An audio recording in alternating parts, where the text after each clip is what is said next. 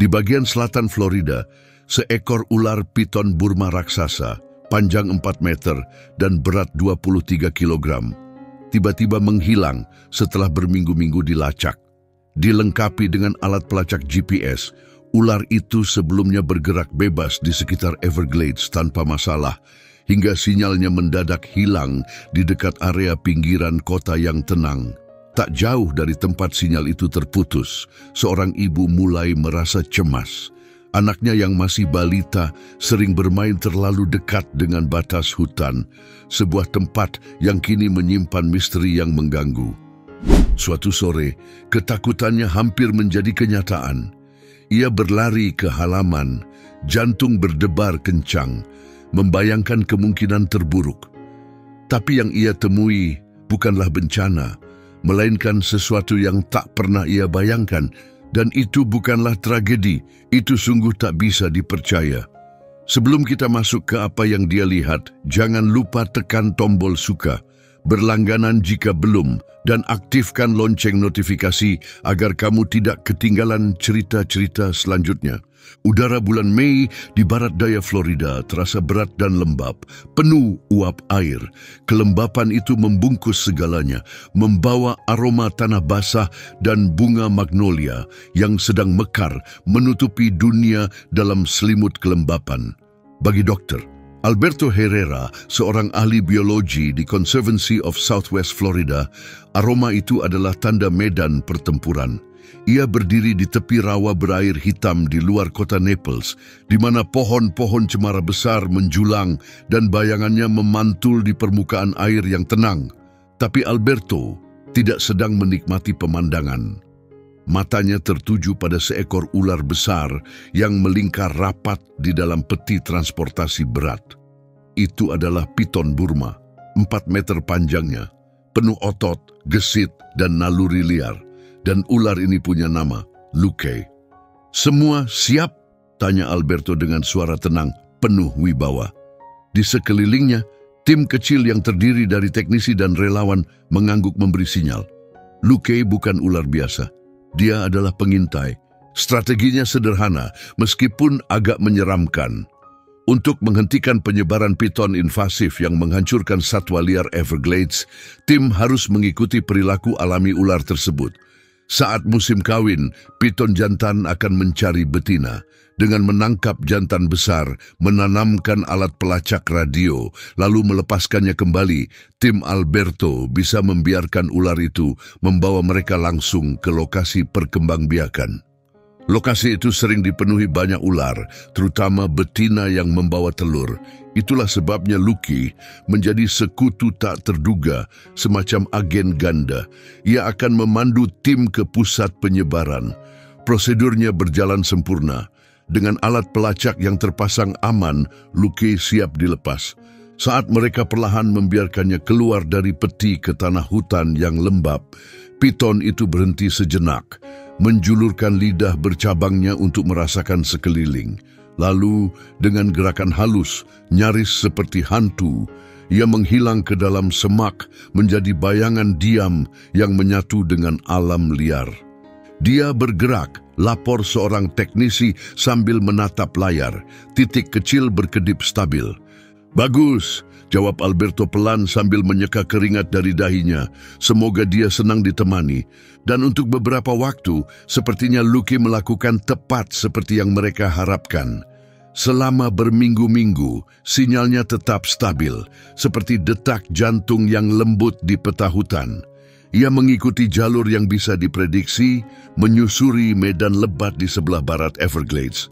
Tim Alberto terus mengawasi pergerakannya. Mereka menunggu dengan sabar, yakin bahwa cepat atau lambat, Lucky akan membawa mereka ke lokasi berkumpulnya ular-ular lain. Tapi kemudian, pada Selasa pagi di akhir Mei, semuanya berubah. Detak itu berhenti. Alat pelacak Lucky, yang sebelumnya mengirim sinyal kuat dari area dekat perumahan baru, tiba-tiba mati total. Bukan sinyal lemah, bukan gangguan, tapi benar-benar sunyi. Mungkin alat pelacaknya rusak, saran salah satu anggota tim. Alberto menggeleng, gelisah. Dengan berat 23 kilo, hanya sesuatu yang ekstrem yang bisa memutuskan sinyal itu. Keheningan itu mengganggu. Ular sebesar Luke tidak bisa begitu saja lenyap. Bahkan jika pemangsa seperti buaya memakannya, alat pelacak seharusnya masih bekerja dari dalam perut buaya. Tapi ini bukan sekadar hilang. Sesuatu benar-benar menghapus sinyalnya. Dan lokasi terakhirnya terlalu dekat dengan kawasan perumahan tenang bernama Oak Creek Estates yang terletak di tepi cagar alam. Tim segera menghubungi US Fish and Wildlife Service. Peringatan umum dikirimkan ke warga sekitar. Pesannya singkat tapi mendesak. Tetap waspada. Perhatikan lingkungan sekitar. Jangan biarkan hewan peliharaan di luar. Awasi anak-anak kecil setiap saat. Bagi Elena Jimenez, itu bukan sekadar pengumuman publik. Itu terasa seperti peringatan langsung untuk dirinya. Ia dan suaminya Marco pindah ke Oak Creek 2 tahun lalu. Bagi Marco, tempat itu adalah segalanya yang ia impikan, tenang, pribadi, dengan halaman belakang yang langsung menghadap alam liar. Ia menyukai pemandangan, suara katak di malam hari, dan rusa yang kadang lewat. Inilah Florida yang sesungguhnya, Elena, katanya dulu sambil memeluknya. Liar dan indah. Tapi 6 bulan lalu, serangan jantung merenggut Marco darinya. Kini Elena harus membesarkan putri mereka yang berusia 2 tahun, Ciara, di rumah impian yang telah Marco pilihkan. Hanya saja, mimpi itu kini terasa berbeda. Apa yang dulu dianggap Marco sebagai keindahan, kini terlihat sebagai ancaman oleh Elena. Suara semak-semak yang bergerak tak lagi terdengar aman. Setiap bayangan di balik pepohonan seakan menyembunyikan sesuatu. Ciara, dengan mata biru besarnya yang mengingatkan pada mata ayahnya dan rasa ingin tahunya yang tak terbatas, adalah seluruh dunia Elena dan juga ketakutan terbesarnya. Di usianya yang baru 2 tahun, Ciara belum bisa membedakan antara halaman rumput rapi di belakang rumahnya dan hamparan alam liar yang membentang di luar pagar. Baginya, semuanya adalah bagian dari taman bermain yang besar. Tapi setelah membaca peringatan itu, Elena merasakan hawa dingin menyusup ke dalam dadanya. Ia mulai memeriksa halaman belakangnya secara rutin, mengamati tepi cagar alam dengan kewaspadaan yang terus meningkat. Ia mulai memperhatikan hal-hal yang sebelumnya tak pernah ia sadari. Sepetak rumput di dekat pagar yang tampak seperti terinjak. Burung-burung yang tiba-tiba berterbangan dari semak-semak seolah terkejut. Ia mengambil ponsel dan menelepon nomor yang tercantum dalam peringatan itu. Suara di Fish and Wildlife Service terdengar tenang, tapi jauh. Ya Bu, kami sedang melacak situasinya. Seekor ular piton besar yang diberi penanda saat ini belum ditemukan dan lokasinya dekat dengan tempat tinggal Anda. Yang terbaik yang bisa Anda lakukan adalah tetap waspada. Jangan pernah biarkan anak Anda sendirian di luar. Jika Anda melihat sesuatu yang mencurigakan, jangan dekati. Langsung hubungi kami. Terus awasi dia. Elena ingin berteriak. Dia baru 2 tahun. Aku bisa kehilangan jejaknya dalam 1 detik. Ketakutan menjadi bayangan yang selalu mengikutinya. Ia hadir saat sarapan. Ia tetap ada saat Elena mendorong ayunan Ciara perlahan, pura-pura semuanya baik-baik saja. Dan di malam hari, saat Elena berbaring sendiri di tempat tidur, rasa takut itu menyelimuti dirinya seperti selimut berat. Alam liar yang dulu dianggap Marco menenangkan, kini terasa seperti ancaman, seperti sesuatu yang diam-diam menunggu di balik pagar. Lalu datanglah suatu sore yang terik saat panas dan kelembapan seperti menekan segalanya. Langit menunjukkan tanda-tanda badai, tapi awan tak pernah terbuka.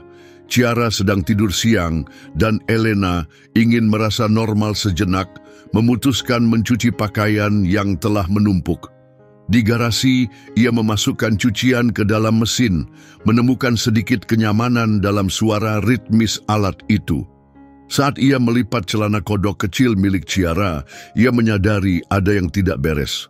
Monitor bayi yang tergeletak di meja benar-benar hening, terlalu hening. Suara napas lembut Ciara yang biasanya menjadi latar suara yang menenangkan, tidak terdengar sama sekali. Kekhawatiran kecil berubah menjadi kepanikan. Elena berlari ke kamar Ciara. Tempat tidurnya kosong. Pintu belakang yang ia yakin sudah dikunci terbuka sedikit. Ciara, panggilnya, suara bergetar. Tak ada jawaban.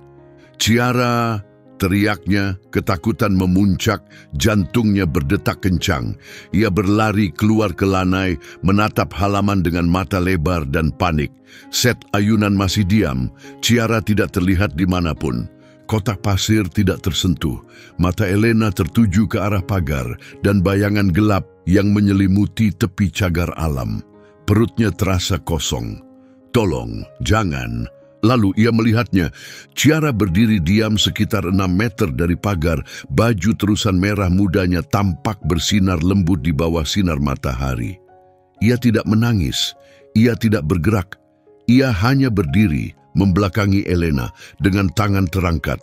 Jari kecil menunjuk ke sesuatu di rerumputan di depannya.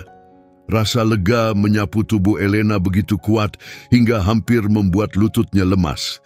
Ia mulai melangkah maju, siap berteriak, menegur, tapi kata-kata tak pernah keluar. Tatapannya mengikuti arah tunjuk Ciara. Saat itulah ia melihatnya. Berbaring hanya 3 meter dari putrinya adalah makhluk yang telah menghantui pikiran Elena selama berminggu-minggu. Seekor ular besar, melingkar, dan diam di antara rumput. Tapi ini bukan ular biasa. Ular itu luar biasa besar. Tubuhnya yang tebal dan berotot selebar paha Elena, kulitnya bermotif yang menyatu sempurna dengan rerumputan dan bayangan. Ia tampak seperti mimpi buruk yang hidup, seekor ular raksasa yang tampaknya tak berujung panjang dan beratnya. Elena membeku, napasnya tertahan. Pikirannya dikuasai rasa takut, hanya bisa fokus pada satu hal. Ular itu tidak bergerak. Ia berlari maju, mengangkat Ciara ke dalam pelukannya. Tubuhnya gemetar hebat. "Shh, Mama," bisik Ciara pelan. "Ular ngantuk." Sambil memeluk putrinya erat-erat, Elena mulai mundur perlahan, matanya tetap tertuju pada piton yang tak bergerak. Ia tak berani berkedip. Setelah kembali masuk ke dalam rumah, ia mengunci pintu, menguncinya rapat, dan jatuh ke lantai, masih memeluk Ciara erat. Anak itu menggeliat pelan dalam pelukannya, tapi Elena tak bisa melepaskan. Belum sekarang. Ia hampir saja mengalami momen terburuk dalam hidupnya. Bayangan Ciara berdiri hanya beberapa langkah dari binatang, itu terpatri dalam pikirannya. Tangannya masih gemetar saat akhirnya ia mengangkat ponsel. Kali ini, saat ia menelepon Fish and Wildlife Service, suaranya tidak tenang, melainkan jeritan panik, suara seorang ibu yang baru saja menatap langsung ke jurang maut. Kurang dari 1 jam kemudian, 2 truk tiba di rumahnya. Dr. Alberto Herrera berada di truk pertama. Ia telah memimpin pencarian dari pos bergerak di dekat lokasi itu dan alamat Elena termasuk dalam zona prioritas utama mereka. Setelah mendengarkan penuturan Elena yang terengah-engah, wajah Alberto menjadi serius. "Tunjukkan," katanya lembut. Masih memeluk Ciara erat, Elena menunjuk keluar melalui kaca pintu belakang. Alberto dan salah satu anggota timnya melangkah ke halaman dengan ketenangan yang sudah terbiasa. Mereka bergerak dengan presisi, menggenggam tongkat logam panjang yang ujungnya dilengkapi kait khusus, siap menghadapi apapun yang mungkin mereka temui. Mereka mendekat dengan hati-hati dari arah berlawanan, mengira ular itu kemungkinan sedang beristirahat, mungkin masih mencerna makanan. Saat Alberto semakin dekat, ia mengamati pola yang dikenalnya di tubuh ular yang tebal dan ukurannya yang luar biasa besar. "Itu dia," ucapnya pelan. "Itu Luke." Ia mengulurkan tongkatnya dan menyentuh ekor ular itu. Tak ada reaksi. Satu dorongan lagi, kali ini lebih kuat, masih tidak ada gerakan. Lalu Alberto menyadari ada sesuatu yang tidak beres. Cara ular itu tergeletak tampak tidak alami. Sebagian tubuhnya tertutup tanah dan dedaunan kasar, seolah seseorang atau sesuatu berusaha menyembunyikannya. Dan lalu ia melihat bagian kepalanya. Tunggu sebentar, gumam Alberto sambil bergerak mencari sudut pandang yang lebih jelas. Ia berjongkok di samping tubuh ular itu, matanya membelalak karena terkejut. Kepala piton itu hilang, bukan sekadar tergigit atau rusak, melainkan terpotong bersih dengan luka yang sangat rapi dan tepat. Apa yang terjadi di sini? Bisik rekannya, terpana melihatnya. Ini bukan ulah buaya. Serangan buaya pasti meninggalkan tubuh yang tercabik, mungkin diseret ke kolam terdekat. Dan meskipun seekor panter bisa saja mengalahkan piton, cara seperti ini bukan gayanya, bukan dengan cara sebersih ini. Penguburan, ketelitian, pemenggalan kepala, semuanya menunjukkan sesuatu yang disengaja, sesuatu yang aneh. Alberto mengamati sekitar. Rumput tampak rata di beberapa tempat, tapi tanah berpasir di sekitar ular itu menceritakan kisah yang lebih jelas. Jejak, bukan seperti yang ia harapkan. Itu jejak kaki kucing, sudah pasti berbantal kecil, tapi terlalu kecil untuk seekor panter. Hubungi Ricardo, kata Alberto cepat. Kepingan teka-teki aneh mulai menyatu dalam benaknya. Katakan padanya kami menemukan sesuatu yang harus dia lihat. Ricardo Ortega bukan hanya seorang ahli satwa liar, ia adalah bagian dari tanah itu sendiri. Di usianya yang hampir 70, dengan wajah penuh kerutan dan sorot mata tajam karena pengalaman bertahun-tahun di alam liar, ia bisa membaca hutan seperti orang lain membaca buku. Ia bukan hanya terlatih, ia memang dilahirkan untuk itu. Ricardo telah menghabiskan hidupnya meneliti kucing liar paling sulit ditemukan di Florida, terutama panter yang terancam punah dan bobcat yang jarang terlihat. Tapi pengetahuannya tidak hanya berasal dari ilmu. Ia adalah pelacak, seseorang yang bisa membaca ranting patah, jejak kaki, dan tanah yang terganggu, seperti bahasa kedua. 1 jam kemudian, suara ban di atas kerikil menandakan kedatangannya. Ia turun dari truk pickup tuanya, memberi anggukan singkat pada Alberto, lalu langsung berjalan ke halaman belakang. Tanpa berkata apa-apa, ia berlutut di samping tubuh ular yang tak bernyawa. Jari-jarinya menyentuh tanah dengan lembut, merasakan teksturnya. Matanya menelusuri setiap inci tanah, setiap lipatan di rumput, setiap daun yang tampak tak pada tempatnya. Ini bukan kerja buaya, kata Ricardo dengan suara rendah dan yakin. Buaya menghantam dan mencabik. Ini bersih, terpotong. Bagaimana dengan panter? Tanya Alberto, berharap ada penjelasan yang masuk akal. Ricardo menggeleng pelan. Panter membunuh dengan kekerasan. Mereka menghancurkan tulang, mematahkan tulang belakang. Ini sesuatu yang berbeda. Ini disengaja. Ia menunjuk ke arah jejak yang mereka lihat tadi. Jejak ini terlalu kecil untuk panter. Langkahnya pendek, bantalan kakinya ringan. Bobcat, kata Alberto, ragu bahkan untuk menyebutkannya. Ide itu terasa konyol. Ricardo menatapnya, ada sedikit rasa ingin tahu, atau mungkin sedikit senyum di matanya. Itu benar. Ricardo tidak mungkin Bobcat bisa melakukan ini, bantah Alberto, menunjuk ke tubuh piton yang besar. Lucky panjangnya 4 meter dan beratnya lebih dari 23 kilo. Bobcat beratnya apa, 9 kilo? Mungkin 11? Ricardo tersenyum tipis. Alam tidak mengikuti aturan kita, Alberto. Hewan liar yang terdesak untuk melindungi wilayahnya atau bertahan hidup bisa melakukan hal-hal di luar dugaan kita. Ia berdiri menyekat tanah dari lututnya. Tapi ada cara untuk memastikannya. Siapapun yang melakukan ini berusaha menyembunyikan tubuhnya, dikubur cukup dalam untuk menjauhkan pemangsa. Itu berarti dia akan kembali saat matahari mulai tenggelam di balik garis pepohonan dan langit berubah warna menjadi jingga dan ungu tua. Ricardo memasang kamera jebak kecil di pohon pinus. Ia mengarahkannya dengan hati-hati ke tubuh piton yang kini menjadi umpan. Mereka membiarkan semuanya tetap seperti semula. Pemangsa itu mungkin akan kembali dan kali ini mereka akan mengamatinya.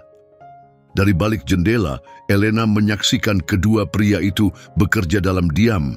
Rasa takut yang sempat melumpuhkannya kini mulai mereda, digantikan oleh rasa penasaran yang aneh dan menghantui. Sesuatu yang liar dan purba sedang terjadi tepat di luar pintu belakang rumahnya. Malam itu, setelah menidurkan Ciara dengan cerita tentang hewan-hewan hutan yang pemberani, Elena berbaring terjaga. Ia tidak bermimpi tentang ular, tapi tentang sepasang mata kuning menyala yang mengawasinya dari gelapnya hutan. Keesokan paginya membawa udara yang lebih sejuk, sebuah perubahan yang disambut setelah panas yang berat. Ricardo dan Alberto kembali lebih awal, tak sabar memeriksa kamera. "Ada apa?" tanya Alberto saat Ricardo dengan hati-hati mencabut kartu memori dari slotnya. "Kita lihat apa yang dikatakan malam tadi," jawab Ricardo, menyambungkannya ke laptop kecil yang diletakkan di atas bak truk. Mereka mendekat, mata tertuju ke layar.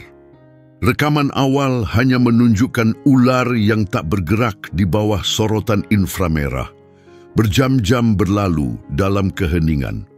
Kemudian seekor rakun muncul, mengendus udara, lalu kabur. Tak lama setelah itu seekor oposum mendekat, penasaran namun hati-hati, dan menghilang secepat kedatangannya. Tepat pukul 2:17 dini hari, bayangan di pinggir bingkai kamera tampak bergerak.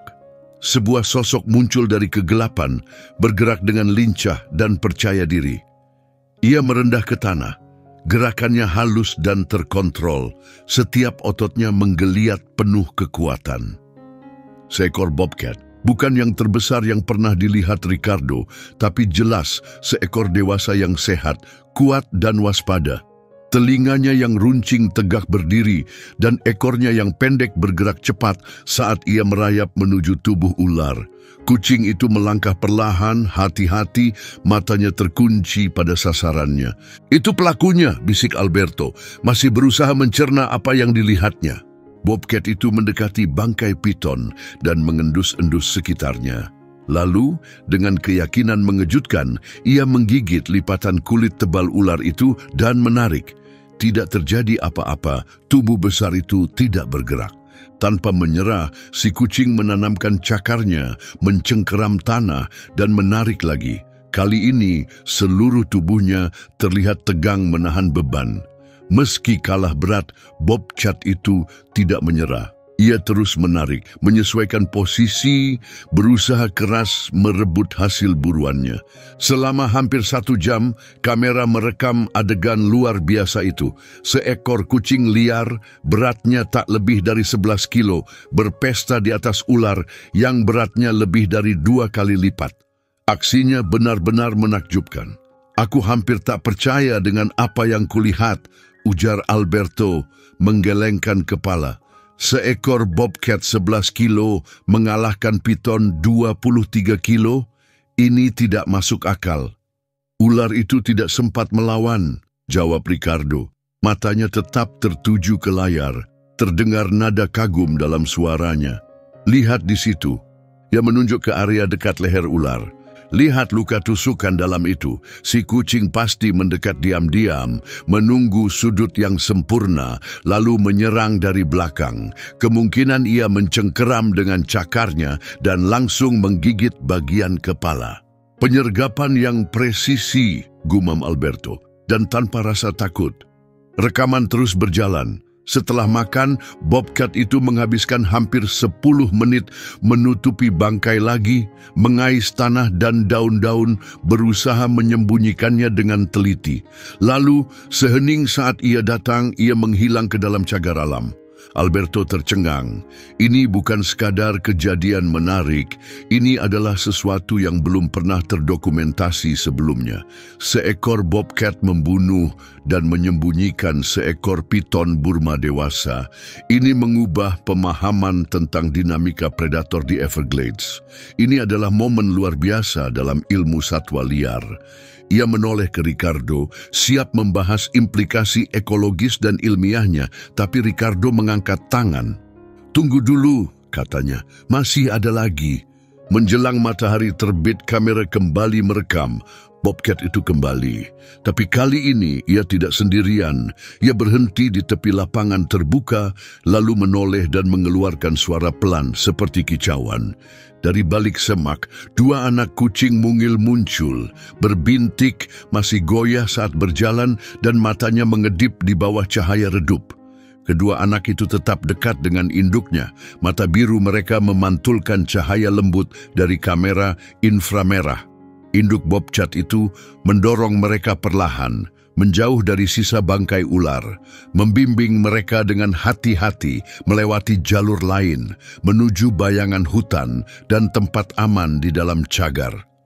Keheningan berat menyelimuti Ricardo dan Alberto saat mereka menyaksikannya.